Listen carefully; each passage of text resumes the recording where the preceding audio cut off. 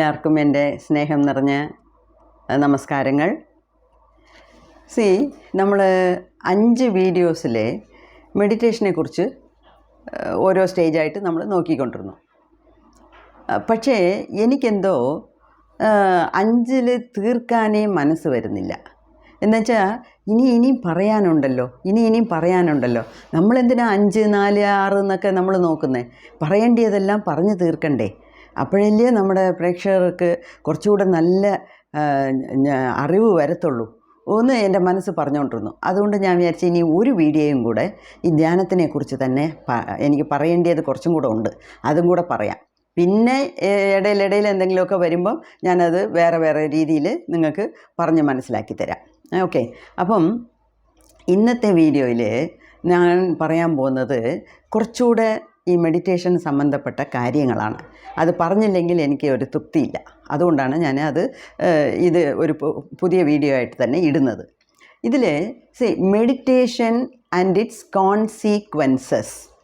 Consequences എന്ന് വെച്ചാൽ അതിൻ്റെ ഔട്ട്കം എന്ന് വെച്ചാൽ ഇപ്പോൾ ഈ മെഡിറ്റേഷനിൽ ഇരിക്കുമ്പം അതിനകത്ത് ഉണ്ടാകുന്ന അത് സംബന്ധിച്ച ചില വിഷയങ്ങൾ എനിക്ക് അതും കൂടെ പറയണമെന്നുണ്ട്.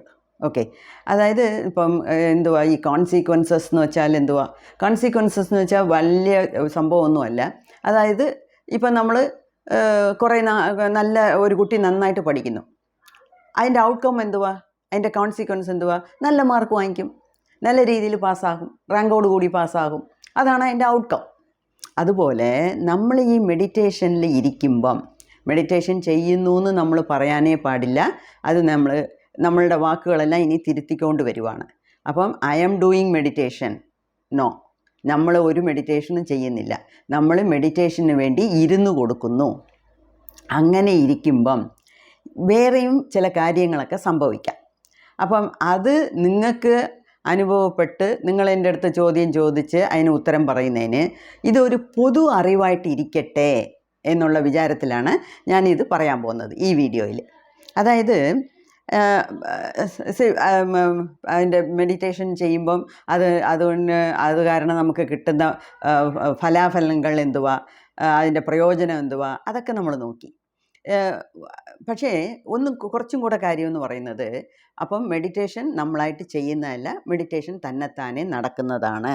അപ്പോൾ അതിന് മുമ്പേ ഉള്ള 2 സ്റ്റേജ് സ്റ്റേജ് 1 സിറ്റിംഗ് ഫോർ മെഡിറ്റേഷന് വേണ്ടി നമ്മൾ ഇരുന്ന് കൊടുക്കുന്നു. പിന്നെ കുറേ കൂടെ സമയം കഴിയുമ്പം സിറ്റിംഗ് ഇൻ മെഡിറ്റേഷൻ, അത് ഒരേ ദിവസം നമ്മൾ ഇരിക്കുമ്പം തന്നെ ഒരു മണിക്കൂർ ഇരുന്നാൽ ആദ്യത്തെ അരമണിക്കൂർ എന്ന് പറയുന്നത് സിറ്റിംഗ് ഫോർ മെഡിറ്റേഷനാണ്. അത് കഴിയുമ്പം തന്നെത്താനെ നമ്മുടെ ശ്വാസക്കാറ്റ് കുറഞ്ഞ് വരും. അതുമാത്രമല്ല ചില സെക്കൻഡ്സ്, ചില ക്ഷണങ്ങൾ എങ്ങനെ നമുക്ക് ഈ നോ തോട്ട് സ്റ്റേറ്റ് വന്നിട്ട് പോകും. ഇത് രണ്ടുമാണ് സെക്കൻഡ് സ്റ്റേജിലെ സിറ്റിംഗ് ഇൻ മെഡിറ്റേഷനിൽ നടക്കുന്ന സംഭവങ്ങൾ. അപ്പം ഈ മെഡിറ്റേഷൻ മൂന്നാമതാണ് മെഡിറ്റേഷൻ തന്നെത്താനെ നടക്കുന്നു എന്നുള്ളത്. അപ്പോൾ ഈ മെഡിറ്റേഷൻ നടക്കുമ്പം പല കാഴ്ചകൾ കാണും, എക്സ്ട്രാ സെൻസറി പെർസെപ്ഷൻ ഉണ്ട്, അതൊക്കെ നമ്മൾ നേരത്തെ കണ്ടതാണ്. ഇതിൽ ഞാനിപ്പോൾ പറയാൻ പോകുന്നത് എസ്പെഷ്യലി ബിഗിനേഴ്സിന്, ആദ്യമായിട്ട് മെഡിറ്റേഷൻ ചെയ്യുന്നവർക്ക് മെഡിറ്റേഷനിൽ ഇരുന്ന ഉടനെ ഉറക്കം വരും. ഇത് വലിയ ഒരു ഘട്ടമാണ്. ഓക്കെ. അപ്പോൾ അതുകൊണ്ട് തന്നെയാണ് ഞാൻ ഇതിനെക്കുറിച്ച് കുറച്ച് ഹൈലൈറ്റ് ചെയ്ത് പറയണമെന്ന് വിചാരിച്ചത്. എന്താണെന്ന് വെച്ചാൽ ഒരു 4-5 വർഷത്തിന് മുമ്പേ ഞാൻ മെഡിറ്റേഷൻ തുടങ്ങിയപ്പം ഇരുന്ന് ഉറങ്ങുമായിരുന്നു. മെഡിറ്റേഷൻ എല്ലാം റെഡിയാക്കി വെച്ചിട്ട് വെള്ളമെല്ലാം കുടിച്ചിട്ട് എല്ലാം കുളിച്ച് ഫ്രഷായിട്ട് തന്നെയായിരിക്കും ഇരിക്കുന്നത്. ഇരുന്ന് കുറച്ച് നേരം കഴിയുമ്പം അങ്ങനെ ഉറങ്ങിപ്പോകും. ഇത് ഒരുപാട് പേർക്ക് സംഭവിക്കാം എന്നുള്ള ഒരു ചിന്താഗതിയോടു കൂടിയാണ് ഞാൻ ഇതിനെക്കുറിച്ച് ഇപ്പം ഹൈലൈറ്റ് ചെയ്ത് പറയുന്നത്. ഓക്കെ. അതിനെ വളരെ വിസ്തരിച്ച് പറയാൻ കാരണം ഒരുപാട് പേർക്ക് ഇത് സംഭവിക്കും. അപ്പം ഞാൻ മെഡിറ്റേഷനിൽ ഇരിക്കുന്നു, ഞാൻ കുറച്ച് ഉറങ്ങാനുള്ള സമയമാണ് എന്ന് വിചാരിച്ചുകൊണ്ടല്ല നമ്മൾ ഇരിക്കേണ്ടത്. നമ്മൾ മെഡിറ്റേഷൻ നടക്കണം എന്നുള്ള നല്ല ചിന്താഗതിയോടാണ് ഇരിക്കേണ്ടത്. പക്ഷേ മിക്കപ്പോഴും നമ്മൾ ഇരിക്കുമ്പം ആദ്യമൊക്കെ ബിഗിനേഴ്സിന് എന്ത് സംഭവിക്കുമെന്ന് വെച്ചാൽ ഉറക്കം, ഭയങ്കര ഉറക്കം വരും. ആ ഉറക്കം എന്ന് പറയുന്നത് ചിലപ്പം ഒരു 10 മിനിറ്റ് ആയിരിക്കും, ചിലപ്പം 20 മിനിറ്റ് ആയിരിക്കും, ചിലപ്പം അരമണിക്കൂറായിരിക്കും. ചിലർ ഇങ്ങനെ ഉറങ്ങി ഉറങ്ങി കഴുത്തിങ്ങനെ തൂങ്ങിക്കിടക്കും, കഴുത്തിങ്ങനെ തൂങ്ങിക്കിടക്കും. ചിലരങ്ങനെ തറയിൽ ചായി. ഞാൻ തറയിൽ ചായഞ്ഞിട്ടില്ലെങ്കിലും ഇരുന്ന് നല്ലപോലെ ഉറങ്ങും. നല്ലപോലെ എന്ന് വെച്ചാൽ ഈ രാത്രി 7 മണിക്കൂർ 8 മണിക്കൂർ കിടന്നാൽ പോലും കിട്ടാത്ത ഒരു ഉറക്കമായിരിക്കും. അത്രയും ഡീപ്പ് സ്ലീപ്പായിരിക്കും ഈ മെഡിറ്റേഷനിൽ ഇരിക്കുമ്പം ആദ്യം. പക്ഷേ അതുകൊണ്ട് നിങ്ങൾ വിരക്തി അടയരുത്, അതുകൊണ്ട് മെഡിറ്റേഷനെ വിട്ടുകളയരുത്. എനിക്ക് ആ ഒരു പേടിയിലാണ് ഞാൻ ഈ വീഡിയോ തന്നെ ചെയ്യുന്നത്. എത്ര നാൾ ഞാൻ 1 മാസം കൊണ്ട് ഇരിക്കുന്നു, ഉറങ്ങി എണ്ണിക്കുന്നു എന്നല്ലാതെ ഒന്നും നടക്കുന്നില്ല, ഞാനിത് നിർത്താൻ പോവുക. അങ്ങനെ മാത്രം ഒരു തീരുമാനത്തിന് വരരുത്. നമുക്ക് ചിലപ്പം 6 മാസം ഉറങ്ങേണ്ടി വരും, ചിലപ്പം 1 വർഷം ഉറങ്ങേണ്ടി വരും, ചിലപ്പം കുറേ നാളിങ്ങനെ ആദ്യം മെഡിറ്റേഷനിൽ ഇരിക്കുമ്പം ഉറക്കമായിരിക്കും. ചിലർക്ക് 10 ദിവസമായിരിക്കും, ചിലപ്പം 15 ദിവസമായിരിക്കും. ഇതിന് മെയിൻ കാരണം എന്തുവാന്ന് നിങ്ങൾ മനസ്സിലാക്കിയാൽ പിന്നെ നിങ്ങൾ മെഡിറ്റേഷനെ വിട്ടുകളയത്തില്ല.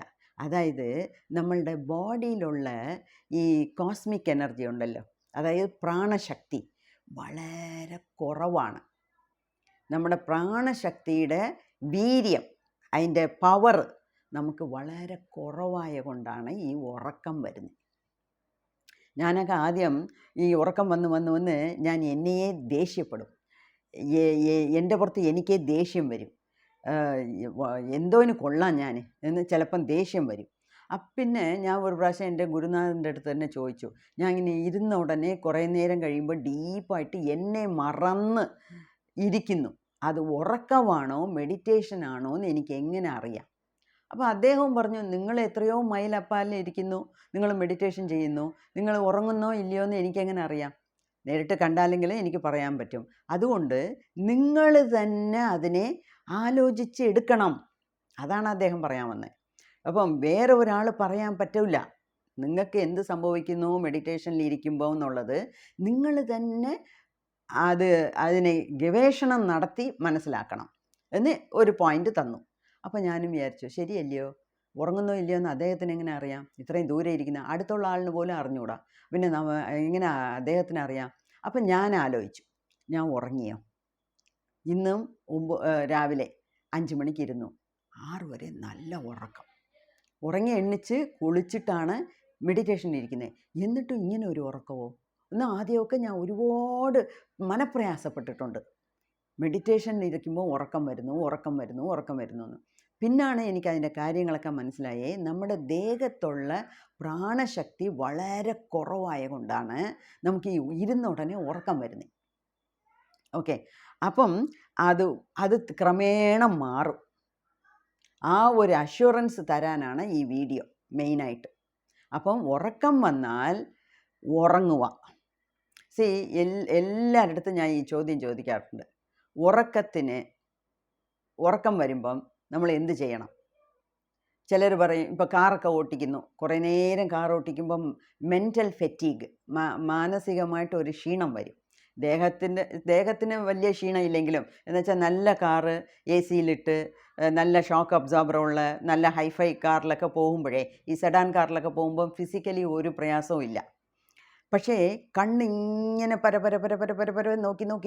നോക്കി ബുദ്ധി, ബ്രെയിന്, തലച്ചോറ് ചൂടാകും. അപ്പം നമുക്ക് സ്വാഭാവികമായിട്ട് ഒരു ഉറക്കം വരും. അങ്ങനെ അല്ലെങ്കിലുവേ നമ്മൾ ഇപ്പോൾ രാവിലെ 3 മണിക്കൊക്കെ എണ്ണിക്കുന്നെങ്കിൽ ഒരു 10 മണിയാകുമ്പോൾ ഒരു ചെറിയ ഒരു മയക്കം വരും ആർക്കാണെങ്കിലും. അല്ലെങ്കിൽ ഉച്ചയ്ക്ക് ഉണ്ടേ പിന്നീടെങ്കിലും ഒരു ചെറിയ മയക്കം വരും. അപ്പോഴാണ് നമ്മൾ ഈ പവർ നാപ്പ് എടുക്കേണ്ടത്.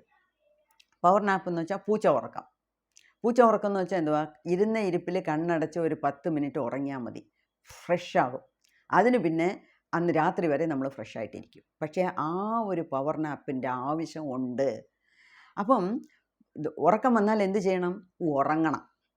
ചിലർ പറയും, ഡ്രൈവിങ് ചെയ്യുന്നു, നമുക്ക് നടുക്ക് ഉറങ്ങാനൊന്നും പറ്റത്തില്ലല്ലോ, അപ്പം പോയി മുഖം കഴുകിയിട്ട് വാ. അല്ലെങ്കിൽ ചിലർ പഠിക്കുമ്പോൾ കുട്ടികൾ ഇങ്ങനെ ഉറക്കം തോന്നും, പോയി മുഖം കഴുകിയിട്ട് വാ.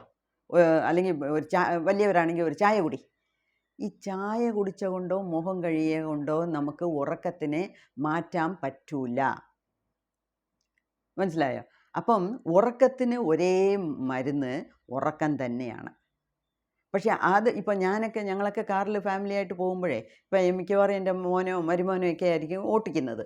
അപ്പോൾ എൻ്റെ മരുമോനൊക്കെ ഓട്ടിക്കുമ്പം രാവിലെ ബ്രേക്ക്ഫാസ്റ്റ് കഴിച്ചിട്ടേ നല്ലൊരു ഹോട്ടലിൽ അവിടെങ്ങാനും ഒതുക്കിയിട്ടിട്ട്, അമ്മ ഞാൻ ഒരു അരമണിക്കൂർ ഉറങ്ങണം.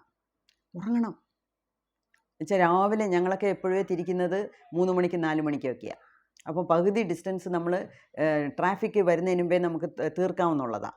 അപ്പോൾ രാവിലെ 4 മണിക്കൊക്കെ എണീച്ചാൽ 9 മണിക്കൊക്കെ മധുരയിലെത്തും. 5 മണിക്കൂറിൽ മധുരയിലെത്തും. തിരുവനന്തപുരം ടു മധുരൈ, അവിടെ ആയിരിക്കും ബ്രേക്ക്ഫാസ്റ്റ്. പിന്നെ ഉച്ചയ്ക്ക് ട്രിച്ചി ആയിരിക്കും ലഞ്ച്. അങ്ങനെ അപ്പം അങ്ങനെയൊക്കെ പോകുമ്പം, അമ്മ ഒരു അരമണിക്കൂർ ഞാൻ ഉറങ്ങും മോനെ, ഉറങ്ങിയേ പറ്റൂ. ഉറക്കം വന്നാൽ അതിന് മാറ്റു മരുന്നില്ല. ഉറക്കത്തിന് ഉറക്കം തന്നെ വേണം. അപ്പം പക്ഷെ അത് ഒരു ജനറലായിട്ടുള്ള നിയതിയാണ്, ഒരു റൂളാണ്. സോ ഉറക്കം വരുമ്പോൾ ഞാൻ ഓടിയിട്ട് വരിക, അല്ലെങ്കിൽ മുഖം കഴുകുക, അല്ലെങ്കിൽ ഒരു ചായ കുടിക്കുക, അതൊന്നും നമുക്ക് ഒരു പെർമനൻറ്റ് സൊല്യൂഷൻ അല്ല എന്നുള്ളത് ഓർക്കണം. ഓക്കെ. അതുമാത്രമല്ല, ഈ മെഡിറ്റേഷനിൽ ഉറക്കം വരുന്നെങ്കിൽ അത് എങ്ങനെ കണ്ടുപിടിക്കും? ഒന്നാമത്തെ ചോദ്യം, എങ്ങനെ കണ്ടുപിടിക്കും എന്ന് വെച്ചാൽ, നമ്മൾ ഈ പവർ നാപ്പ് അല്ലെങ്കിൽ ഉച്ചയ്ക്ക് ഒരു അരമണിക്കൂർ അല്ലെങ്കിൽ 1/4 മണിക്കൂർ ഉറങ്ങുന്നില്ലയോ? ഉറങ്ങിക്കഴിയുമ്പോഴേ ഈ മുഖമൊക്കെ ഒന്ന് ഒരു വീങ്ങിയ പോലെ കാണും.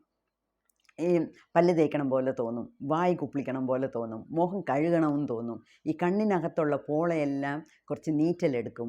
അങ്ങനെയൊക്കെ എത്രയോ സിംറ്റംസ് ഉണ്ട്. ഓക്കെ. അതുകൊണ്ട് അതൊക്കെ ഉണ്ടോ എന്ന് നമ്മൾ നോക്കണം. അപ്പോൾ മുഖം കഴുകണം പോലെ തോന്നുന്നു, വായൊക്കെ ഒരുമാതിരി ഇരിക്കുന്നു എന്നുണ്ടെങ്കിൽ അത് ഉറക്കമാണ്. അപ്പം എടുപ്പിൽ ബിഗിനേഴ്സിന് വലിയ ഡീപ്പ് മെഡിറ്റേഷൻ ഒന്നും സംഭവിക്കാൻ പോകുന്നില്ല. അപ്പം ഒട്ടുമൊത്തം ആൾക്കാർക്കും ഉറങ്ങുന്നതായിരിക്കും ഈ മെഡിറ്റേഷനിൽ ഇരിക്കുമ്പം വരുന്ന ഫസ്റ്റ് അനുഭവം. പക്ഷേ ഒരു കാര്യം, ഉറക്കം വന്നാൽ ഉറങ്ങുക, ഒരു ഗിൽറ്റി ഫീലിംഗ് വേണ്ട, അതായത് കുറ്റബോധം വേണ്ട. എനിക്ക് ദേഷ്യം വന്നിട്ടുണ്ട് എൻ്റെ പുറത്ത് മുമ്പൊക്കെ. പക്ഷേ പിന്നെയാണ് ഞാൻ മനസ്സിലാക്കിയത്, നമുക്കൊരു കുറ്റബോധം അതിന് ആവശ്യമില്ല. എന്താണെന്ന് വെച്ചാൽ, നമ്മുടെ ദേഹത്തിൽ നമ്മുടെ പ്രാണശക്തി വളരെ കുറവാണ്. നമ്മൾ വിചാരിക്കുന്നു ഞാൻ 50 കിലോ ഉണ്ട്, 55 കിലോ ഉണ്ട്, 60 കിലോ ആണ് എൻ്റെ വെയിറ്റ്, അല്ലെങ്കിൽ എല്ലാം ചെയ്യാൻ പറ്റുമെന്ന്. അത് വേറെ വിഷയം. നമ്മുടെ പ്രാണശക്തി, അതായത് മൂന്നാമത്തെ ലെയർ ഉണ്ടല്ലോ, physical body, mental body, astral body, ഈ പ്രാണിക് ബോഡി ഉണ്ടല്ലോ, അത് വളരെ വീക്കാണ്. അതുകൊണ്ടാണ് നമ്മൾ ഇരുന്ന് ഉറങ്ങുന്നത്. പക്ഷേ ഇത് കുറേ നാൾ വരത്തില്ല, കുറേ നാൾ നീടിക്കത്തില്ല. അങ്ങനെ നീടിച്ചാലും നിങ്ങൾ കുറ്റബോധം അതിനെ ഒരു കുറ്റമായിട്ട് കാണരുത്. നിങ്ങളുടെ പുറത്ത് ഒരു ദേഷ്യവും വരരുത്. ഉറങ്ങി എണ്ണിച്ചിട്ട് നമ്മൾ എന്തായിരുന്നാലും ഉണരുമല്ലോ, ഉണർന്നേ പിന്നീട് പോയി മുഖം കഴുകിയിട്ട് വീണ്ടും മെഡിറ്റേഷനിലിരിക്കുക. അതാണ് അതിൻ്റെ മാറ്റുമരുന്ന്. ഓക്കെ. പിന്നെ ഞാൻ നേരത്തെ പറഞ്ഞ പോലെ മെഡിറ്റേഷൻ ചെയ്യുമ്പം ഈ കാലിൽ വേദന, എനിക്കെല്ലാം ഉണ്ടല്ലോ, ഈ ഇടത് കാലിൽ അങ്ങനെ ഈ ഡ്രില്ലിങ് മെഷീൻ ഇട്ട് കുടഞ്ഞാൽ ഇങ്ങനെ ഈ ചുവറ്റിൽ ഹോളിടാൻ ഡ്രില്ലിങ് മെഷീൻ ഡ്രെന്ന് പോകുന്നില്ല, അതുപോലെ എൻ്റെ കാലിൽ കുടഞ്ഞ് വേദനയായിരിക്കും. അതൊക്കെ ഡീടോക്സിഫിക്കേഷനാണ് നടക്കുന്നത്. അപ്പം ദേഹത്തിലുള്ള കെട്ടതെല്ലാം അങ്ങ് പോകുവാണ്. അത് കൈവേദനയായിരിക്കാം, ഷോൾഡർ വേദനയായിരിക്കാം, കാല് വേദനയായിരിക്കാം, മുതുകത്തായിരിക്കും വേദന. എങ്ങനെയാണെങ്കിലും സാരമില്ല, അതൊക്കെ നമ്മൾ സഹിച്ചേ പറ്റൂ. എന്ന് വെച്ചാൽ നമുക്ക് ക്ലെൻസിങ് നടക്കുന്നു, സെൽഫ് ഹീലിംഗ് നടക്കുന്നു എന്ന് മനസ്സിലാക്കണം. പിന്നെ അതിനൊരു ചോദ്യം, ഇത് സെൽഫ് ഹീലിംഗ് ആണോ അതോ ഉള്ളതായിട്ടും എൻ്റെ കാല് വേദനയാണോ? ഞാൻ ചിലപ്പോൾ നടന്നു കാണും കൂടുതൽ, അല്ലെങ്കിൽ നിന്നുകൊണ്ട് കുറേ ജോലി ചെയ്ത് കാണും, അതുകൊണ്ടാണോ എന്ന് ചോദിച്ചാൽ അതിനും ഒരു വഴിയുണ്ട്. ഈ കാല് കുടയുന്നില്ലയോ, അത് മെഡിറ്റേഷൻ ചെയ്ത് തീരുമ്പം ആ കാല് കുടച്ചിൽ നിൽക്കും. മെഡിറ്റേഷൻ ചെയ്യുന്നവരെ മാത്രമേ ആ കാല് കുടയത്തുള്ളൂ. അത് ഒരു നല്ല ഇൻഡിക്കേഷനാണ്. ഇപ്പം നമുക്ക് സാധാരണമായിട്ട് ഇന്ന് ഒരുപാട് വാക്കിംഗ് പോയി, 5 കിലോമീറ്റർ ഞാൻ നടന്നു, അതിൻ്റെ വേദനയാന്ന് വെച്ചാൽ 2 കാലും വേദനിക്കണം, നമ്പർ 1. നമ്പർ 2, മെഡിറ്റേഷൻ ചെയ്ത് പിന്നീടും ആ വേദന കണ്ടിന്യൂസ് ആയിരിക്കണം. എന്താ വെച്ചാൽ അത് മസിലിലുള്ള വേദനയാണ്. അതുകൊണ്ട് അത് മാറാൻ കുറച്ചുകൂടെ സമയമെടുക്കും.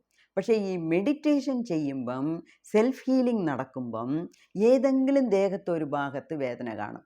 പക്ഷേ മെഡിറ്റേഷൻ കഴിഞ്ഞ് എണ്ണിക്കുമ്പം അത് ടക്കെന്ന് നിൽക്കും. അതിൻ്റെ അർത്ഥമാണ് മെഡിറ്റേഷൻ വഴി നമുക്ക് സെൽഫ് ഹീലിംഗ് നടക്കുന്നു, ഡീടോക്സിഫിക്കേഷൻ നടക്കുന്നു എന്നുള്ള മനസ്സിലായി. ഓക്കെ, സോ മേലുവേദന, ഫസ്റ്റ് കാര്യം ഉറക്കം, രണ്ടാമത് മേലുവേദന. ഇത് രണ്ടുമേ മെഡിറ്റേഷനിൽ ആരംഭകാലത്തിൽ ഉണ്ടാകുന്നതാണ്. ഇത് കണ്ടുകൊണ്ട് മെഡിറ്റേഷനെ നിർത്തിക്കളയരുത്. അത് മാത്രമേ ഉള്ളൂ എൻ്റെ ഒരു ചെറിയ റിക്വസ്റ്റ്. ഓക്കെ, പിന്നെ വേറൊരു കാര്യം, ഈ മെഡിറ്റേഷനിൽ എന്ത് സംഭവിക്കും എന്ന് ഒരുപാട് ക്യൂരിയാസിറ്റി ഒന്നും വേണ്ട. You sit with no expectations. അതായത് നമ്മൾ ഒരു എക്സ്പെക്റ്റേഷനും ഇല്ലാതാണ് നമ്മൾ ഇരിക്കേണ്ടത്. അതായത് അവർക്ക് അത് കണ്ടല്ലോ, നീല കളർ വന്നല്ലോ, എനിക്ക് അവർക്ക് ഇന്നൊരാളിന് പച്ച കളർ വന്നല്ലോ, ഇന്നൊരാളിന് വലിയ വലിയ സീൻസ് എല്ലാം, നല്ല നല്ല സീൻസ് എല്ലാം കണ്ടല്ലോ, അപ്പോൾ എനിക്കെന്നും ഇത് വരും. ഒരു എക്സ്പെക്റ്റേഷനും വേണ്ട. ഞാൻ അന്നേ പറഞ്ഞിട്ടുണ്ട്, എക്സ്പെക്റ്റേഷൻ ഉണ്ടെങ്കിൽ നമുക്ക് നിരാശകളാണ്. അതുകൊണ്ട് കൂടുതൽ അതിനെക്കുറിച്ചുള്ള വേവലാതികൾ വേണ്ട. നമ്മളുടെ ജോലി, നമ്മളുടെ കടമ, ഈ പാത്തിൽ സഞ്ചരിക്കുന്നവരുടെ കടമയാണ് മെഡിറ്റേഷൻ ചെയ്യുന്നത്, മെഡിറ്റേഷന് വേണ്ടി ഇരിക്കുന്നത്. മെഡിറ്റേഷൻ ചെയ്യുന്നു എന്നേ പറയരുത്, മെഡിറ്റേഷന് വേണ്ടി ഇരുന്ന് കൊടുക്കുന്നു. പിന്നെ ഇതിൽ വേറൊരു കാര്യമുണ്ട്. ഇപ്പം നമുക്ക് ഒരു വിത്ത് നടണം, നല്ല ഒരു വിത്ത് കിട്ടി, അത് നടണം. നട്ട് വയ്ക്കുമ്പം നമ്മളിങ്ങനെ വെറുതെ കൊണ്ട് നിലത്തിൽ എറിയുമോ? അല്ലല്ലോ.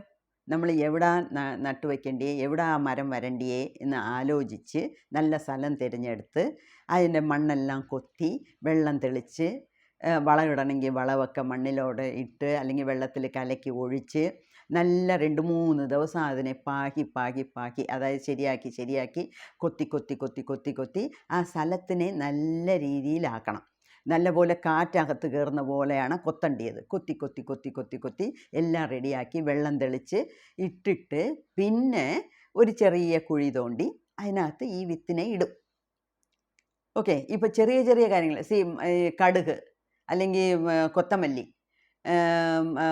മല്ലിയുടെ വിത്ത്, വേറെന്തുവാ, ഇത് ചില കാര്യങ്ങളൊക്കെ, ഈ വെന്തയം, ഇതൊക്കെ പാകിയാലേ ഉടൻ തന്നെ കിളിക്കും. അത് 2 ആഴ്ചയ്ക്കകം നമ്മൾ പിഴുതെടുക്കണം.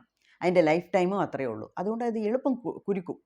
പക്ഷേ വലിയ വലിയ മരങ്ങളാകുന്ന, വൃക്ഷങ്ങളാകുന്ന വിത്തൊക്കെ ചെറുതാണെങ്കിലും അത് സമയം പിടിക്കും.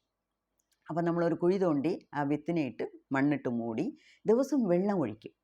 നമ്മൾ അതിനെ ദിവസം തുറന്ന് നോക്കുമോ? മണ്ണിനകത്ത് പുതച്ചിട്ടാൽ ഇട്ടത് തന്നെയാണ്. അതിനെ തുറന്ന് എടുത്തെടുത്ത് നോക്കത്തില്ലല്ലോ.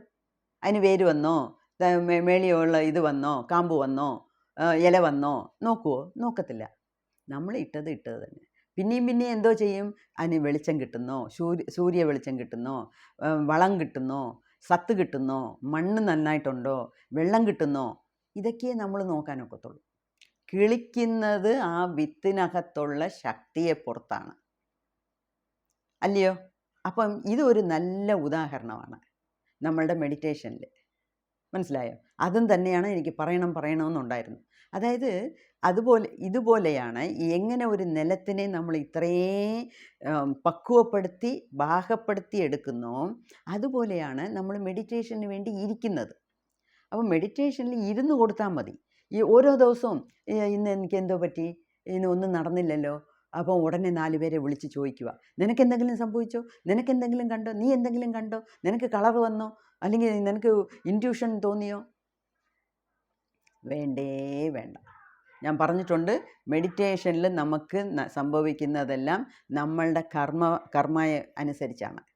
ഓക്കെ, അതുകൊണ്ട് ആരുടെ കൂടെയും നമ്മൾ കമ്പയർ ചെയ്യേണ്ട. നമ്മളുടെ അനുഭവങ്ങളെ വന്നില്ലെങ്കിലും നമുക്ക് ദുഃഖിക്കാനൊന്നുമില്ല. നമ്മൾ പാട്ടിന് നമ്മുടെ ജോലി എങ്ങനെ മണ്ണിനെ കൊത്തി വളമിട്ട് വെള്ളം ഒഴിച്ച് സൂര്യവെളിച്ചം വരുന്നോ നോക്കി ചെയ്യുന്നോ, അതുപോലെ നമ്മൾ ബാക്കി കാര്യങ്ങളൊക്കെ ചെയ്ത് ഇരുന്ന് കൊടുത്താൽ മതി. നടക്കേണ്ടതെല്ലാം പിന്നെ തന്നെത്താനെ നടന്നോളും. ഓക്കെ, അതൊരു അഷ്വറൻസ് ഞാൻ തരാനാണ്. പിന്നെ വേറൊരു കാര്യം, ഈ നമ്മുടെ സോൾ ഉണ്ടല്ലോ, ആത്മ, ഈ സോളിനെ കുറിച്ചൊക്കെ ഞാൻ ഒരുപാട് പറയും. ഇനി വരുന്ന ഇത് വീഡിയോകളിൽ. ഓക്കെ. അപ്പം ഈ സോളിൽ ഈ 5-6 സ്റ്റേജ് ഉണ്ട്. ഇപ്പം ഇതിലൊക്കെ ഞാൻ പറയാൻ പോകുന്ന നമ്പറുകളെല്ലാം ഒരു ജസ്റ്റ് ഒരു കമ്പാരിസണിന് വേണ്ടി ഞാൻ പറയുന്നതേ ഉള്ളൂ. ഓക്കെ. അത് ശിരസായിട്ട് വഹിച്ച് അങ്ങനെ എടുക്കണമെന്നില്ല.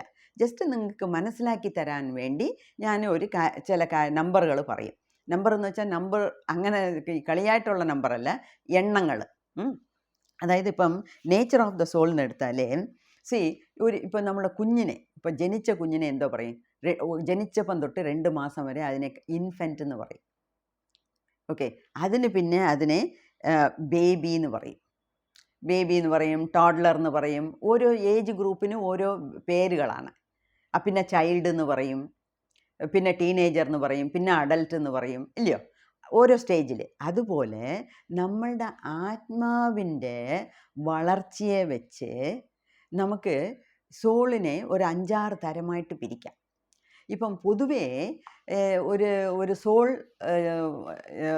ജനനം എടുത്താൽ അത് ആദ്യം കല്ലായി, പുല്ലായി, പൂണ്ടായി, മരമായി, ചെടിയായി, വിതയായി, ഒരുപാട് സ്റ്റേജസ് ഉണ്ടല്ലോ.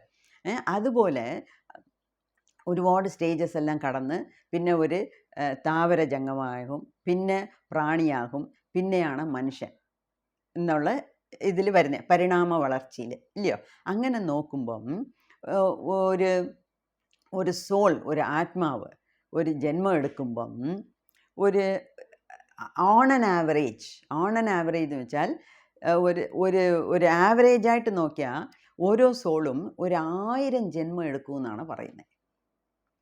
ഈ 1000 ജന്മം എന്ന് പറയുന്നതും കറക്റ്റായിട്ട് 1000 ജന്മമെന്ന് കണക്കിട്ട് പറയാൻ ഒക്കത്തില്ല. അതാണ് ഞാൻ പറഞ്ഞത്, ചില നമ്പറുകൾ ഞാൻ പറയുന്നത് ഒന്ന് മനസ്സിലാക്കിപ്പിച്ച് തരാൻ വേണ്ടിയാണ്. ഒരു 1000 ജന്മം എടുത്താൽ എൻലൈറ്റൻഡ് സോളാകും, മുക്തി കിട്ടുന്ന സോളാകും. അപ്പം അതിൽ ഒരു 10-100 ജന്മങ്ങൾ എടുത്ത ഒരു സോളിനെ എന്ത് പറയും? Infant soul. ഇൻഫൻറ്റ് എന്ന് വെച്ചാൽ കുഞ്ഞ്, ഇൻഫൻറ്റ് സോൾ. പിന്നെ അതേ ഒരു 10-200 ജന്മങ്ങൾ എടുക്കുമ്പം 10-200, ഇതൊക്കെ ഞാൻ റഫായിട്ടാണ് പറയുന്നത്, 10-200 ജന്മങ്ങൾ എടുക്കുമ്പം അതിനെ ബേബി സോൾ എന്ന് പറയും. എന്നുവെച്ചാൽ ആ സോള് തന്നെത്താൻ ഈ ആത്മാവ് ഒരുപാട് പാഠങ്ങൾ പഠിച്ച് അതിൻ്റെ മെച്യൂരിറ്റി ലെവൽ കൂടും. അപ്പം ഈ 10-200 ജന്മങ്ങളൊക്കെ എടുക്കുന്ന ഒരു സോളിനാണ് ബേബി സോള്. അങ്ങനെ ആകുമ്പോൾ 10-300 ജന്മങ്ങൾ എടുത്താൽ അതിനെ ഒരു യങ് സോൾ. അപ്പം ഈ നമ്പറുകളാണ് കറക്റ്റായിട്ട് നമ്മൾ ഭാവിക്കാൻ പാടില്ല. 100, 200, 300 അങ്ങനെയൊന്നും കണക്കില്ല. എന്താ വെച്ചാൽ ഓരോ സോളിൻ്റെയും ഡെവലപ്മെൻറ്റ് അതിൻ്റെ അനുഭവങ്ങളിലെ വെച്ചാണ്. ഓക്കെ. അപ്പം ജസ്റ്റ് ഒരു റഫ് കാൽക്കുലേഷന് വേണ്ടി ഞാൻ പറയുവാണ്.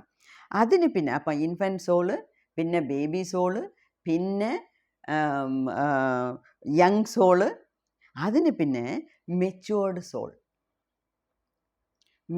സോൾ. അപ്പോൾ ഒരു അഡൽട്ടിന് തുല്യമാണ് ഒരു മെച്യൂർഡ് സോൾ. എല്ലാ അഡൽട്ട്സിനും മെച്യൂർഡ് സോൾ എന്നല്ല ഞാൻ പറയുന്നത്. ആ സോളിൻ്റെ പരിണാമ വളർച്ച എടുക്കുമ്പം അതിന് ഒരു മെച്യൂർഡ് സോൾ. അപ്പോൾ ഒരു 10-400 ജന്മങ്ങളൊക്കെ എടുക്കുമ്പോഴത്തേക്ക് ആ സോൾ ഒരു മെച്യൂർഡ് സോൾ ആകും എന്നാണ് പറയുന്നത്.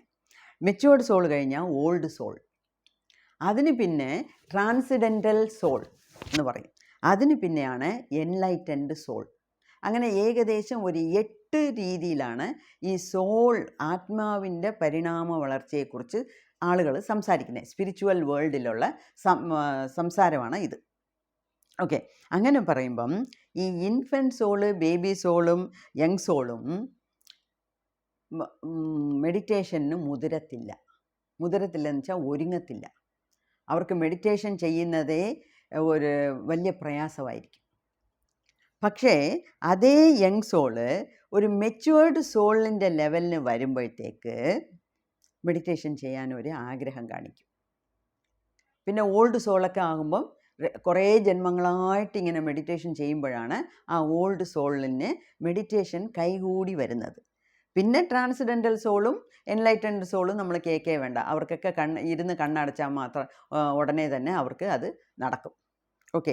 അപ്പം ഞാൻ മെഡിറ്റേഷൻ ഞാൻ അന്നേ പറഞ്ഞിട്ടുണ്ട് ഒരു വീഡിയോയിൽ, 6 വയസ്സ് തൊട്ട് മരിക്കുന്നവരെ ആർക്കും ചെയ്യാം.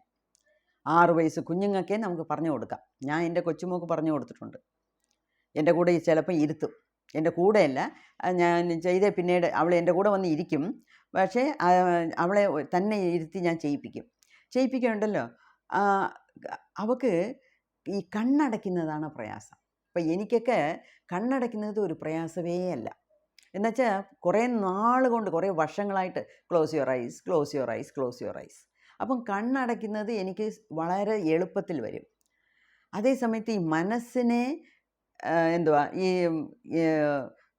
കൺട്രോൾ എന്ന് പറയരുതല്ലോ, ഹാൻഡ്ലിങ് ചെയ്യുന്നതാണ് പാട്. എത്ര മെഡിറ്റേഷൻ ഇരുന്നാലും ഈ വിചാരങ്ങൾ വന്നുകൊണ്ടിരിക്കും, അല്ലെങ്കിൽ സെൽഫ് ടോക്ക് നടന്നുകൊണ്ടിരിക്കും. അത് കുറയ്ക്കുന്നതാണ് നമുക്ക് വലിയ ബുദ്ധിമുട്ട്. അതേസമയത്ത് എൻ്റെ കൊച്ചുമോളെ ഇരുത്തുമ്പം അവൾ ഒരു 5 മിനിറ്റ് ആദ്യം ഇരിക്കാൻ പറയും. 5 മിനിറ്റൊക്കെ ഇരുന്നാലേ മതി. എന്നുവെച്ചാൽ അവർക്ക് നമ്മളുടെ മനസ്സിലാണ് ഈ ഡസ്റ്റ്ബിന്നിലിട്ട് അടച്ച് വയ്ക്കുന്ന പോലെ വേണ്ടാത്ത പല പല കാര്യങ്ങൾ, നമുക്ക് ഇഷ്ടമുള്ളതും ഇഷ്ടമില്ലാത്തതും, നമുക്ക് സംബന്ധമുള്ളതും സംബന്ധമില്ലാത്ത പല പല കാര്യങ്ങളിട്ട് അടച്ചു വെച്ചിരിക്കുകയാണ് മനസ്സ്. അപ്പം മെഡിറ്റേഷന് ഇരിക്കുമ്പം അതൊക്കെയാണ് പുറത്ത് വരുന്നത്, ഒന്നൊന്നായിട്ട് പുറത്ത് വരും. കൂടുതൽ തോട്ട്സ് വരുന്നത് മെഡിറ്റേഷൻ ഇരിക്കുമ്പോഴായിരിക്കും. പക്ഷേ കുഞ്ഞുങ്ങൾക്ക് അങ്ങനെയല്ല. അതുകൊണ്ട് എൻ്റെ മോക്കൊക്കെ, കൊച്ചുമോക്ക് കണ്ണടയ്ക്കുന്നതാണ് ബുദ്ധിമുട്ട്. പക്ഷേ കണ്ണടച്ചാൽ കണ്ണിങ്ങനെ പടപടന്ന് ചെയ്യും. അവൾ പറയും, അമ്മോ കണ്ണ് കുറേ നേരം അടച്ചിരിക്കാൻ വയ്യ അമ്മോ, കണ്ണ് തുറക്കണമെന്ന് തോന്നും. അത് ഉള്ളിലുള്ള ചില ഒരു ഭയമായിരിക്കാം. പക്ഷേ ഞാൻ ചോദിക്കും, ശരി കണ്ണടയ്ക്കുന്നത് പ്രയാസമാണെങ്കിലും കണ്ണടച്ചിരുന്നല്ലോ മോൾ 5 നിമിഷം, എന്തൊക്കെ മനസ്സിൽ തോന്നി? ഒന്നും തോന്നിയില്ല. അപ്പം അത്രയും എളുപ്പത്തിലാണ് അവൾക്ക് നോ തോട്ട് സ്റ്റേറ്റ് വരുന്നത്. ഇതേ 15 വയസ്സ് 20 വയസ്സാകുമ്പം ആദ്യമായിട്ട് ചെയ്താൽ അത്ര എളുപ്പത്തിൽ കൈവരത്തില്ല. അപ്പം ഞാൻ ചോദിക്കും, നിനക്ക് പിസ്സ ഇഷ്ടമാണല്ലോ, പിസ്സയുടെ ഓർമ്മ വന്നോ? ഐസ്ക്രീമിൻ്റെ ഓർമ്മ വന്നോ? മാമ്പഴം തിന്നണമെന്ന് തോന്നിയോ? അല്ലെങ്കിൽ കളിക്കാൻ പോകണമെന്ന് തോന്നിയോ? TV കാണണമെന്ന് തോന്നിയോ? ഇല്ലമ്മോ, എനിക്ക് ഒരു തോന്നലും വന്നില്ല. അപ്പം അത്രയും പെട്ടെന്ന് അവൾക്ക് നോ തോട്ട് സ്റ്റേറ്റ് എത്തി എന്നാണ് അർത്ഥം. അതേസമയത്ത് നമുക്കങ്ങനെയല്ല. പക്ഷേ 6 വയസ്സ് തൊട്ട് അങ്ങേയറ്റം മരിക്കുന്നവരെ നമുക്ക് മെഡിറ്റേഷൻ ചെയ്യണം. ഓക്കെ. പക്ഷേ ഈ ഇൻഫൻറ്റ് സോളിലാണ്. അതുമാത്രമല്ല, ഞാൻ ഇൻഫൻറ്റ് സോളാണോ ബേബി സോളാണോ എങ്ങനെ കണ്ടുപിടിക്കാം? അതിനൊക്കെ പല വഴികളുണ്ട്. അതുമാത്രമല്ല, ഒരു ഫാമിലിയിലെ ഉള്ളവരെല്ലാം മെച്ചുവേർഡ് സോളായിരിക്കണമെന്നില്ല. അത് എപ്പോഴും അങ്ങനെ ഒരു കോമ്പിനേഷനാണ്. എങ്ങനെ? ഒരേ ഫാമിലിയിൽ ചിലർ ഇൻഫൻറ്റ് സോളായിരിക്കും. ഞാൻ പ്രായത്തിനെയല്ല പറയുന്നത്. 90 വയസ്സായ ഒരാളിനും ഇൻഫൻറ്റ് സോളായിരിക്കാം. ഓക്കെ. വയസ്സിനും സോളിൻ്റെ മെച്യൂരിറ്റിക്കും യാതൊരു സംബന്ധവുമില്ല. എത്ര ജന്മങ്ങളെടുത്തു, എത്ര പാഠങ്ങൾ പഠിച്ചു എന്നുള്ളതാണ് കണക്ക്. ഓക്കെ. അപ്പം ഒരേ ഫാമിലിയിൽ ചിലർ ഇൻഫൻറ്റ് സോൾ സ്റ്റേറ്റിലായിരിക്കും, ചിലർ ബേബി സോൾ സ്റ്റേറ്റിലായിരിക്കും, ചിലർ മെച്യൂർഡ് സ്റ്റേറ്റിലായിരിക്കും, ചിലർ ഓൾഡ് സോൾ സ്റ്റേറ്റിലായിരിക്കും. എല്ലാ ഫാമിലിയിലും അങ്ങനെ പലതരപ്പെട്ട ആൾക്കാരുള്ളതായിരിക്കും നാച്ചുറലായിട്ട് നടക്കുന്നത്. ഓക്കെ. ഇപ്പം ഞാൻ എന്തിനാണ് ഇത്രയൊക്കെ പറയുന്നതെന്ന് വെച്ചാൽ, ഇപ്പം നിങ്ങൾക്ക് മെഡിറ്റേഷൻ കൈകൂടി വന്നില്ലെങ്കിൽ, ഞാൻ ഇൻഫൻറ്റ് സോളാ, അതുകൊണ്ട് ഈ ജന്മത്തൊന്നും എനിക്ക് വരത്തില്ല എന്നൊന്നും പറഞ്ഞിട്ട് കാര്യമില്ല. പറയരുത്. നമ്മളെ ഇൻഫൻറ്റ് സോളായിരിക്കാം. ഇപ്പം ഒരു മെച്യൂർഡ് സോൾ, എൻ്റെ ഗുരു പറഞ്ഞിട്ടുണ്ട്, നിങ്ങൾക്കൊക്കെ ഈസി ആയിട്ട് മെഡിറ്റേഷൻ വരുന്നെങ്കിൽ നിങ്ങൾ പല ജന്മങ്ങളായിട്ട് നേരത്തെ മെഡിറ്റേഷൻ ചെയ്തിട്ടുണ്ട്, അതുകൊണ്ടാണ് നിങ്ങൾക്ക് എളുപ്പത്തിൽ ഇത് കൈവരുന്നത്. അപ്പം നിങ്ങൾ മെച്യൂർഡ് സോളാണ്, നിങ്ങൾ ഓൾഡ് സോളാണ് എന്നൊക്കെ പറയും. പക്ഷേ അതുകൊണ്ട് നിങ്ങൾക്ക് മെഡിറ്റേഷന് ഇരിക്കാൻ പറ്റുന്നില്ല എന്ന് വിചാരിച്ചുകൊണ്ട് ഞാൻ ഇൻഫൻറ്റ് സോളാണോ ബേബി സോളാണോ യങ് സോളാണോ അല്ലെങ്കിൽ അതുകൊണ്ടാണോ എനിക്ക് വരാത്തേ, അങ്ങനൊന്നും നിങ്ങൾ വിചാരിക്കരുത്. ഞാൻ ജസ്റ്റ് പറയുന്നതേ ഉള്ളൂ. നമ്മളും ആ സ്റ്റേജിലായിരിക്കാം.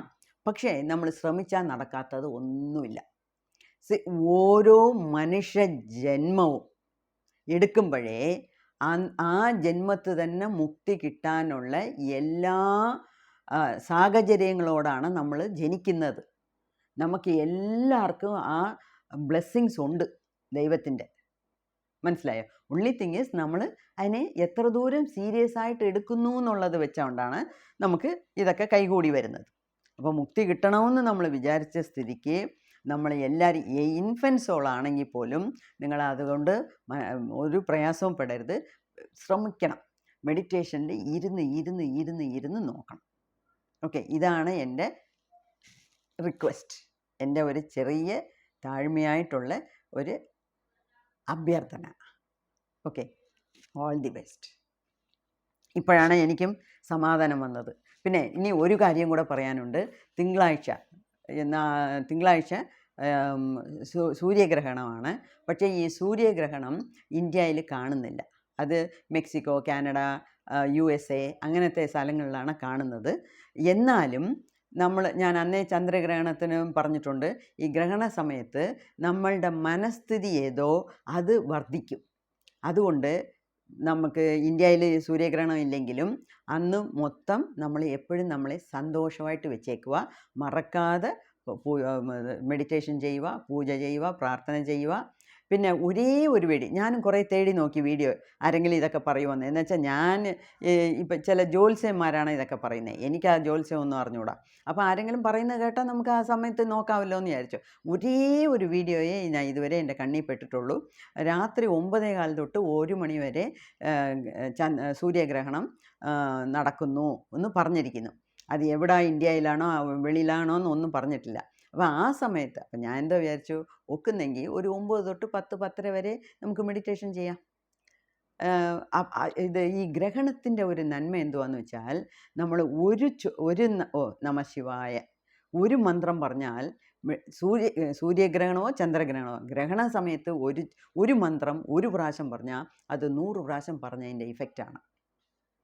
അപ്പോൾ 108 പ്രാവശ്യം പറഞ്ഞാൽ 1,00,000 പ്രാവശ്യം പറഞ്ഞതിൻ്റെ ഇഫക്റ്റ് ഉണ്ട്. അതുകൊണ്ട് അന്ന് മുഴുക്കെ നാളെ തിങ്കളാഴ്ച മുഴുക്കെ നമ്മൾ വളരെ ഹാപ്പി ആയിട്ടിരിക്കണം. വളരെ ഭക്തിപൂർവ്വം നമുക്ക് ചൊല്ലേണ്ട ശ്ലോകങ്ങളെല്ലാം ചൊല്ലി മെഡിറ്റേഷനൊക്കെ ചെയ്ത് ഹാപ്പി ആയിട്ടിരിക്കണം. അതാണ് നാളത്തെ കർത്തവാവിൻ്റെ സൂര്യഗ്രഹണത്തിൻ്റെ വിശേഷത. അതും നമുക്ക് പാലിക്കാം. നന്ദി, നമസ്കാരം.